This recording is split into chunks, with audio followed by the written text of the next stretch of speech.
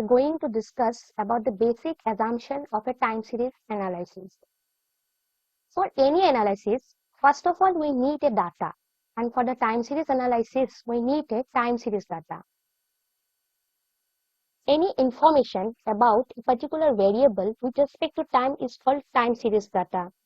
For example, stock prices, economic indicators, weather data, exchange rate, population data, and industrial data, etc. Now, from these definitions, we can imagine why the time word is mentioned here. Now, for the series. In mathematics, a series refers to the sum of the terms of a sequence. If we consider some numbers 2, 4, 6, 8, and summation of these numbers is equal to 20, which is in arithmetic series. Besides this, there are of various series, for example, geometric series, harmonic series, power series, etc. And this arithmetic, geometric, harmonic, power, or any function can be performed in between the values of a particular variable with respect to time if they are having same unit. So that a time series data is the data or informations about a particular variable with respect to time and having the same unit.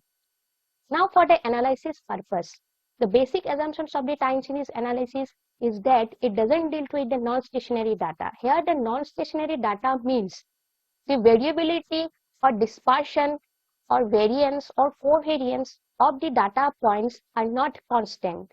And to check the stationarity and non-stationary of the data, there are of various tests. One is ADF test, augmented Dickey-Fuller test, Phillips-Schmidt-Shin test, KPSS test. Now, this ADF test is used when the data size is not very large, and the Phillips-Schmidt-Shin test is the advanced form of an ADF test, which is specially designed for the econometric and financial analysis. And KPSS test will be used when the data size is very large, then we will go with the KPSS test. Now, let's see how to check the stationarity of a data in R programming. In a R script, first we have to import our file. Click on Browse,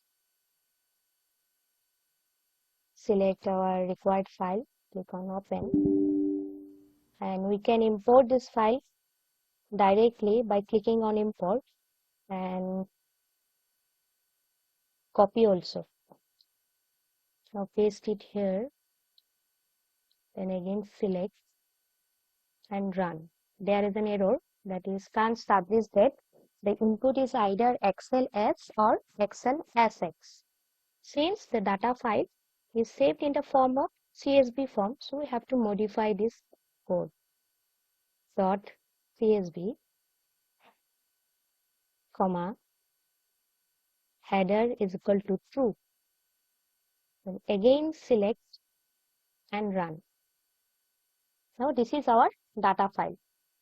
These are the values of total mean rainfall according to month January and February from the year 1978 to 2015. And we are going to check the stationarity of the values of total mean rainfall. Now go to R script and type adf.test, which is the functional form of augmented Dickey-Fuller test. Now we have to type the name of a data file, that is demo1, then $sign. Our interested variable is tmrf. Now select and run. These are the outputs of ADF test. This is the test statistic value, this is leg order, and this is the p value. And the null hypothesis of the ADF test is the data points are not stationary, and the alternative hypothesis is that the data points are stationary. Here the p value is greater than 0.05. Since the p value is greater than 0.05, so we are going to accept our null hypothesis, that is the data points or the values of total mean rainfall are not stationary. By this way, we can check the stationary or non-stationary of a particular data. And thank you so much for watching this video. And if you like this video, please subscribe our channel, that is statistician Hub from Department of Statistics, Assam University, Silchar. And see you in the next video.